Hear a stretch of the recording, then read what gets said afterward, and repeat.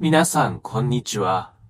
今日は、日本の飲食店の変なサービスとルールを知ろうというテーマについて話します。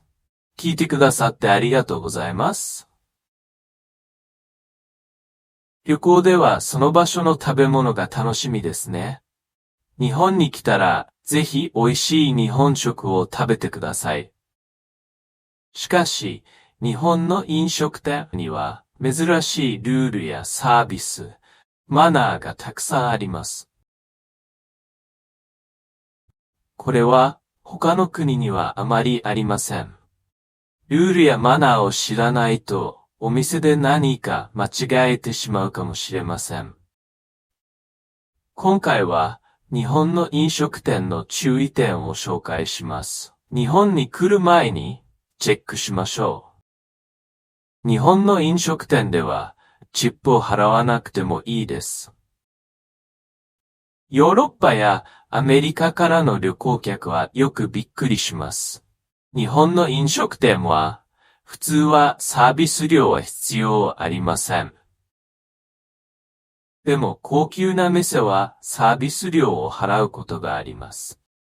チップを無理にスタッフにあげると、そのスタッフが後で上司に叱られることがあります。注意してください。お通しが出てくる。お通し、または突き出しとは、小さいお皿の料理で、日本の居酒屋でよく出てきます。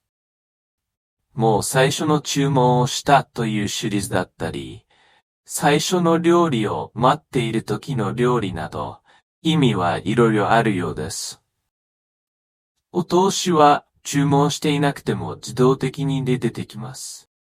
そして、お通しのお金を払わなくてはいけないことがあります。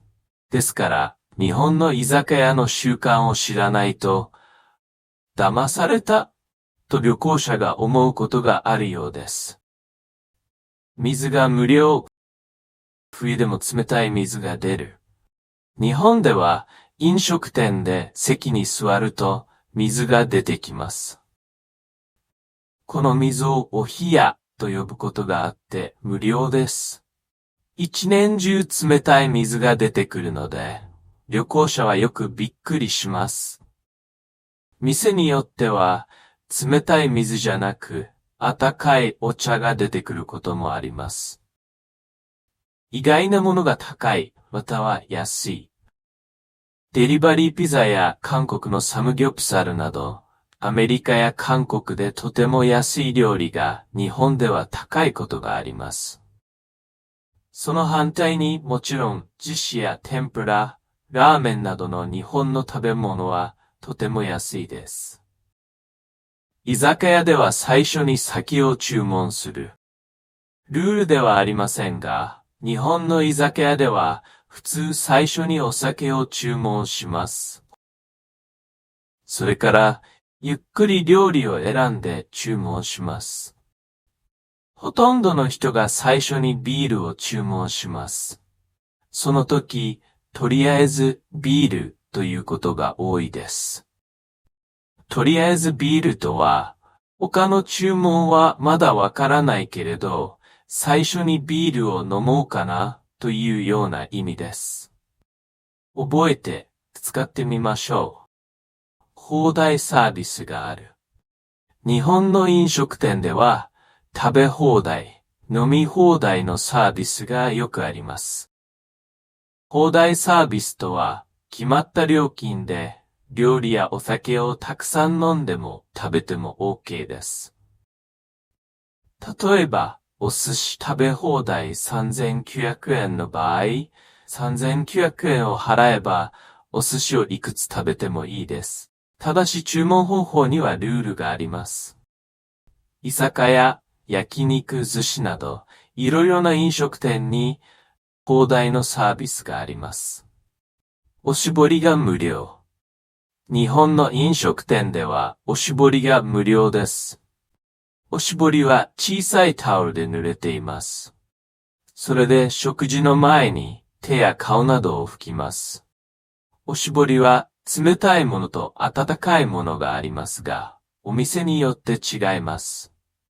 居酒屋では店員が直接手に渡してくれることがあります。